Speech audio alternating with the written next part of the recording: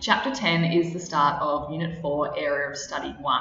If you look below at the outcome, this is taken from VCAR, and the outcome for this particular SAC is to analyse data that's been collected as part of an activity analysis and fitness tests to determine and assess the fitness components and energy system requirements of the activity.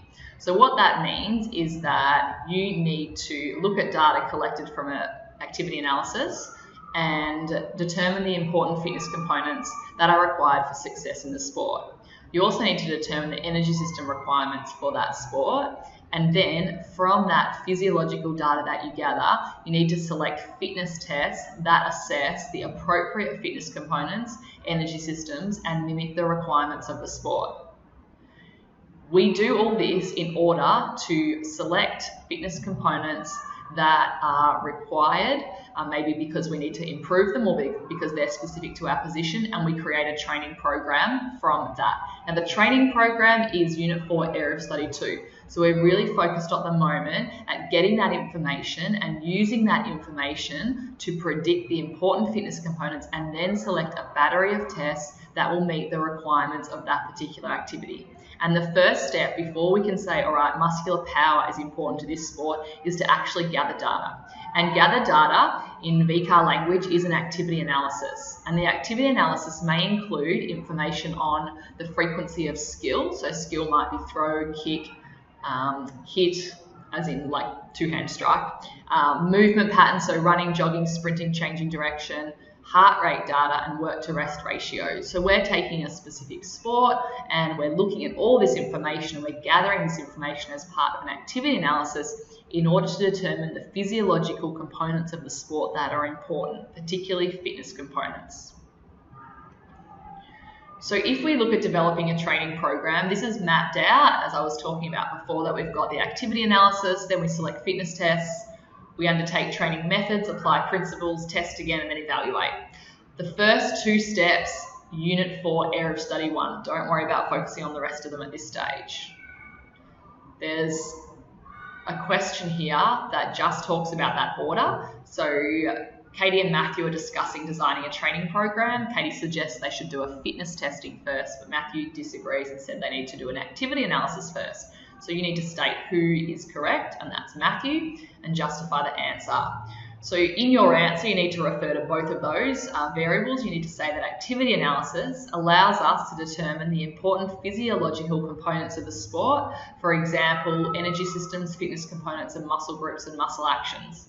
Without that information, we are unable to select appropriate fitness tests, and the tests, if we select them first, will lack specificity. That idea of specificity is really important. If we do fitness testing first, the test will lack specificity and we'll be unable to design a training program that is specific to the sport. The answer. If we're looking through here, when we're talking about data collection, there are ways in which we can gather data, and that's called methods of data collection. So if you look on the left, we're talking about direct viewing, so just watching someone and making a mental note. It's certainly limited by the memory and subjective opinions. You can use direct viewing with a statistical analysis where you're actually looking at something and jotting it down, and this increases objectivity, of course, but it can be challenging to do both of those at the same time. You certainly need to know advantages and disadvantages associated with each of these. Digital recording is really useful, whether it be phone or some sort of elite camera. It can be replayed back, multiple views, but camera has to be used all the time, and it's certainly time intensive to review that data. You can use heart rate. It's not super accurate, and it's limited to just intensity. GPS looks at movement patterns and intensity. A cost is a disadvantage, and likewise, eye in the sky. So they're the methods of data collection.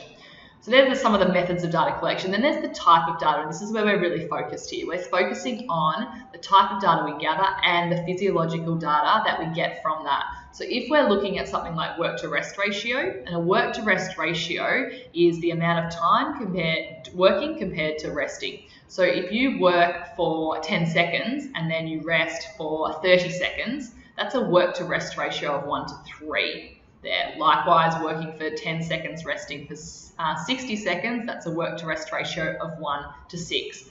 You're never going to get it exactly right, so you just sort of round up either way, here or there. Work to rest ratio, because it tells you the amount of work and the amount of rest, gives you an indication about the energy systems required. So if we're looking at the physiological data, we're getting information on energy systems and also fitness components, because aerobic power and anaerobic capacity are fitness components linked with energy systems. What it doesn't give us is information on muscle groups and actions. A work to rest ratio could be water polo. If I just gave you 1 to 4, you have no idea if that's running, if that's swimming, if that's ice hockey. So it doesn't actually give us that much information about the muscle groups and actions. So you need to know for each of the types of data that we're collecting, what is it that we're actually getting out of it. If you're looking at skill frequency, we're concerned with linking it to fitness components. And also when we get to training, we're looking at linking it with specific training activities. It's important when you select the best fitness tests that the muscle actions are mimicking what it is that's being observed. So skill frequency, as I said before, just refers to, here if we're looking at tennis, it refers to the number of serves, number of overhead smashes, it might be forehand or backhand. And from there we get information on fitness components, we get information on muscle groups and actions, not so much on energy systems, but this is really useful, our skill frequency, in determining our tests, because our tests want to look like the skills that we perform. Otherwise, they're not specific. So again, these words specificity and mimicking, really important for this concept. So if we're looking here at the skill frequencies, this is korfball. So these are the skills, and then you need to circle the physiological information that we have obtained from that. So I'll just give you a second. So you get information on fitness components. For example, dodging. So dodging is changing direction, so we know that agility is important. So how I would justify the importance of agility is that agility is the ability to change direction quickly while maintaining balance. It's important for dodging, in which there are 103 performed during the first half. I can see that balance is required, balancing on one foot, or defensive stance is also balance. So balance is the ability to maintain body position while holding equilibrium. That's required when balancing on one foot, which is performed 23 times. We also get information on muscle groups and muscle actions from here. We don't need to know the names of the specific muscle groups and actions, but you need to be able to perform exercises that mimic them. So for example, with passing, 99, a training activity you might have might be a medicine ball throw, because it mimics the movement patterns of that particular sport. Similarly, a fitness test might be a basketball throw, seated basketball throw, because it mimics the movement patterns required for the passes. This is just another example. I'll flick through. Major muscle groups, I said you don't need to know them. When we come to look at our training in a little more detail, we'll talk about that a little bit more. So our movement patterns are whether someone is running backwards, sidestepping, it is locomotor, so it's moving from one spot to another, and it might be jogging, sprinting, etc. You can see there's some different types of movement patterns, so it might be presented in different ways, and the physiological information we get from that. We certainly get information on muscle groups and actions. We get information on fitness components, and we get information on energy systems as well. You can see the intensity with which we run. If we're talking about sprinting versus jogging, then that certainly gives us information on the energy system requirements. Just a couple other examples. Now, work to rest ratio. So work to rest ratio, we can get that from heart rate data. You can also use a bit more of a complex system here, a plate intensity recording sheet, or you can just use a stopwatch. And providing you're working with someone else and you understand the concept of what rest is and what work is, that can be a little challenging to work out. Then you can just hit a stopwatch every time the player starts moving and then calculate at the end a work to rest ratio. And the work to rest ratio gives us information on the fitness components and energy systems. So you can see here, this is an example of total working and total resting, and so this could be something that's used there. It's probably better to do it this is actually in kilometres, it's probably better to do it in a time based. A work to rest ratio, if we're looking at this, probably more 1 to 6 for ATP-CP system. We're looking at the energy systems and the work to rest ratios. And then our heart rate data. So our heart rate data gives us really useful information on energy systems and fitness components. It doesn't give us information on groups and actions. You could be looking at this heart rate data here and you don't know if, again, that's water polo on a bike perhaps, or whether it's running. So it needs to actually give us information about the movement that's being undertaken by the muscles in order to give us that information. GPS, if you have a look at this, what can you see? So you can see on the y-axis it's talking about speed, on the x-axis it's time.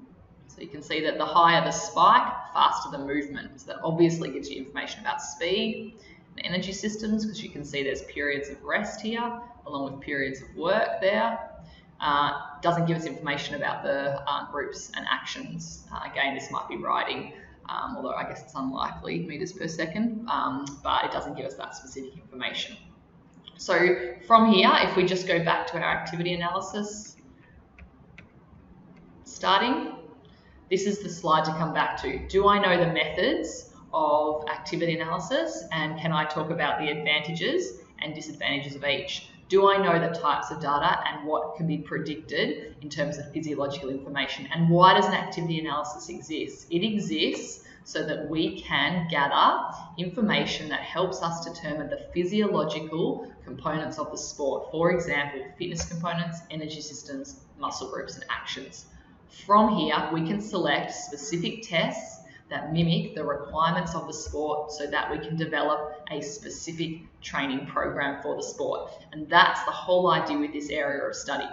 I'll say it again. So an activity analysis allows us to gather information such as skill frequency or movement patterns that determines the physiological components of the sport, for example, energy systems and fitness components. That allows us to select specific tests that mimic the requirements of the sport, and from there we can develop a specific training program. So that's the idea of this particular unit, and that's why we're starting with activity analysis.